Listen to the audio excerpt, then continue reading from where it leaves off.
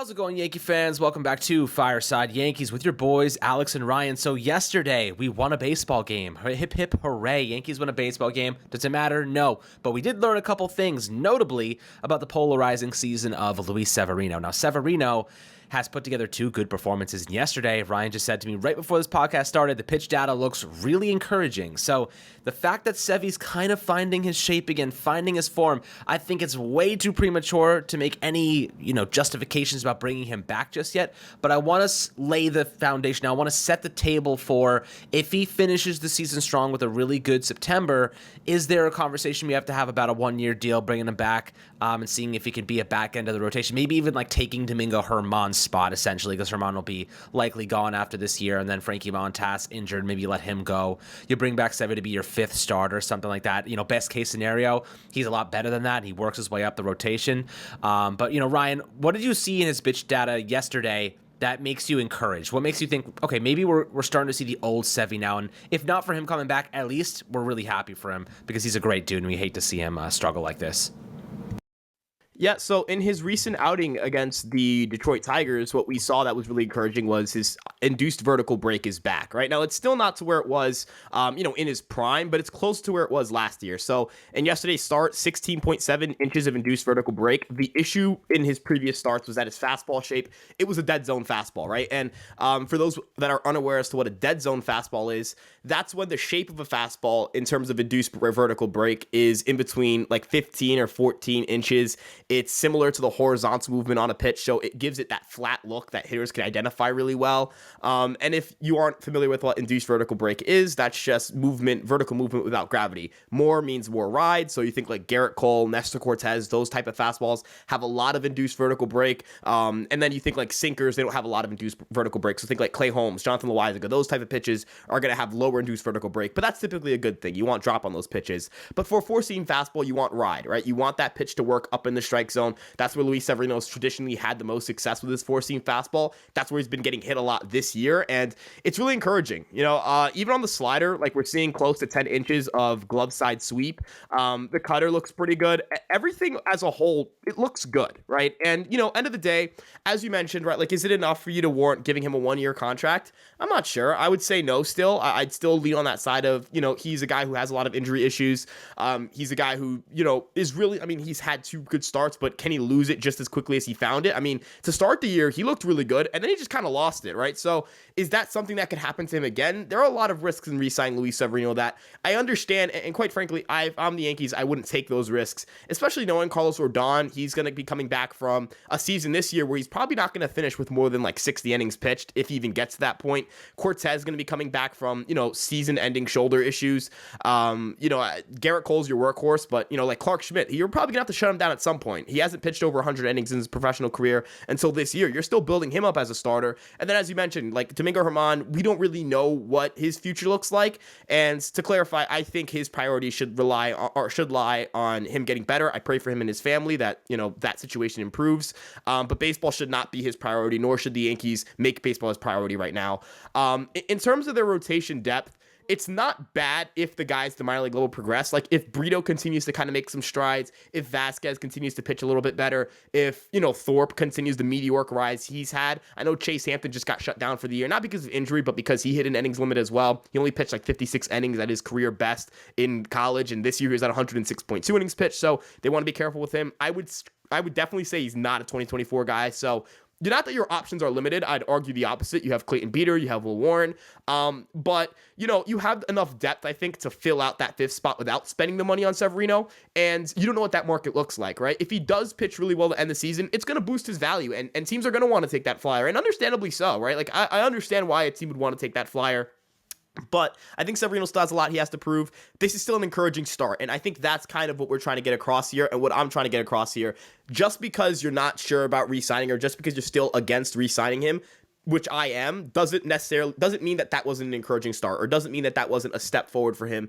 And as someone who likes Luis Severino a lot, I'm just glad to see him performing well. I love to see the energy, to see the relief he has. I mean, anyone who's ever struggled, not just in sports, but in any profession, you know how that feels. You know how it feels to feel like you're letting your teammates, your coworkers down. And that's a depressing feeling. At the end of the day, these guys are humans. So seeing Severino perform at the way he's performed really over the last two starts has been super encouraging. So Alex, I think this is more of an interesting conversation if he has a good month in September, which is what we were talking about before the podcast started. Where do you think, what do you think he has to do in the month of September for you to open up the conversation of should the Yankees re-sign him? Severino has a lot to prove still. At a certain point, I'm like, the Yankees need to go in a different direction and kind of hit the reset button in a couple different areas. Severino may be one of them. I hate the fact that we have to get rid of him because, at one point he was such a promising pitcher. He was, going to be an ace for a very long time before the injuries took hold. But right now, I feel as though if he could put together like a 3 ERA in September, he's finishing August really strong and lowered it from, I think it was like 10 at one point. Now it's like 4.49 or something around there. Not bad. It's going to take a lot for me to say, like, all right, we got to bring him back. There may be teams that are willing to give him multiple years. But if I'm Severino, do I even want that? Do I want to sign a multi-year deal with another team and basically cash in now? Or do I leverage a 1-year contract, a 1-year deal, and get a much bigger contract? You know what I mean? Like, it's the risk that he's going to have to play. It's the game he's going to have to play. That if he wants a big deal, he may have to accept a 1-year offer that may not be what he wants just to go get that massive contract. Because if he cashes in now on a multi-year deal on a smaller salary, he may bite him. It might bite him in the butt. He might be upset about it if he has a good 2024 season. Now, he knows the Yankees. He knows what they have. He knows what they can offer him, and they've stuck by his side this entire time. So, if there was anyone that I could see the Yankees bringing back over between him and Montas, I think it's going to be Sevy, because if he finishes the season strong, at least they have a little bit of data to work off of. Montas hasn't pitched at all this year. And Ryan, here's the problem.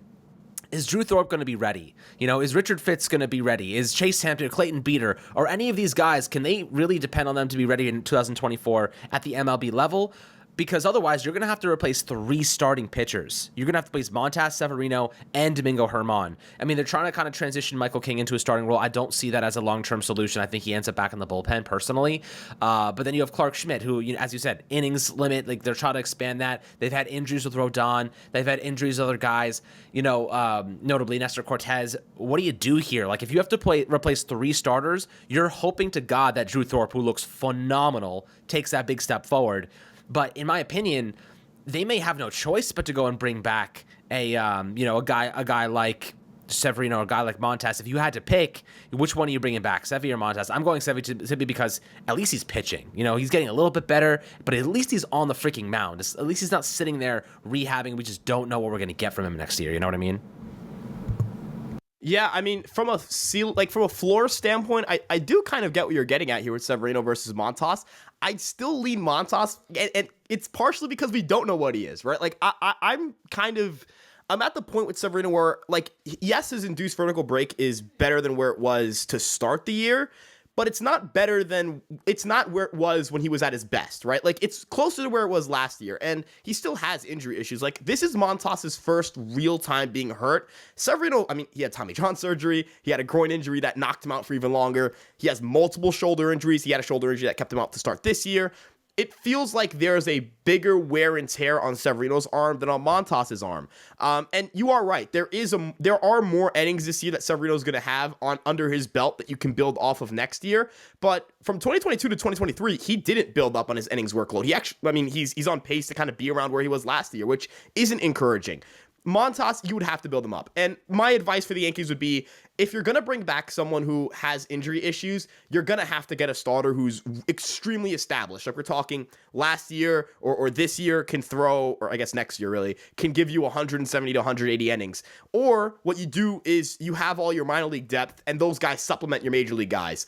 The issue is that it banks also on how Rodon pitches. If Rodon is as good as he should have been, which is, a top 10 to 15 starter in Major League Baseball, I think you feel a lot more comfortable taking that risk, right? If Cortez is a little healthier, if Schmidt goes from, hey, I pitched 140 innings this year to I'm going to pitch 170 innings next year with similar results, if not a little bit better, because, he got better throughout the season, then yeah, you can take a gamble with the fifth starter, and you have the minor league depth to take those gambles, but you're also going to have to open 40-man spots. Like, there are going to be a lot of guys who are open for 40-man spots. You have Augustin Ramirez, right? Like, what do you do with him? He's at Double-A, and I think it was Max Goodman.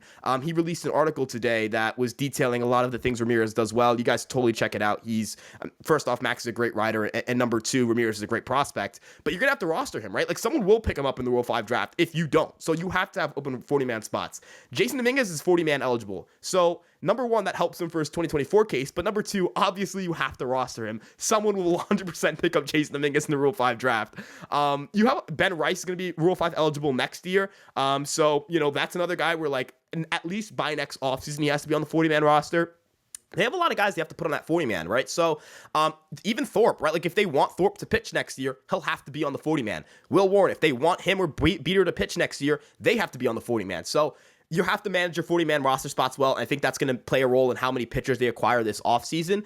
There is a world where acquiring Severino or acquiring Montas and bringing them back works for them. There is a world where that happens, but I think, number one, Severino has to keep pitching better. It has to do a lot. Like, this September has to be really damn good, and the pitch shapes, the pitch data, there can't be any blips in the radar. It has to be consistently good. And then in Montas's case, the medicals have to be good, and the price has to be right, and I guess that counts for both pitchers here. You're not giving $15 million to a guy who hasn't pitched all year. You're not giving $15 million to a guy who's likely going to finish the season with an ERA above 5, right? So, end of the day, it's about the price. It's about, the roster spots. There are a lot of questions there, but they certainly have the depth to supplement at the minor league level if they were to bring in a guy who doesn't have a lot of innings under his workload. Look, you mentioned a couple of the players that can make this 40-man roster. The problem is not all of them will be able to. So the Yankees are going to have to probably trade some of these prospects or run the risk of losing them. I think they'd rather trade than risk losing them. So I think that we could see a couple of low-key deals this winter as they try to kind of reinforce this roster. But, leveraging some of those guys they're not sure they're going to keep along the 40-man roster definitely would be a good strategy.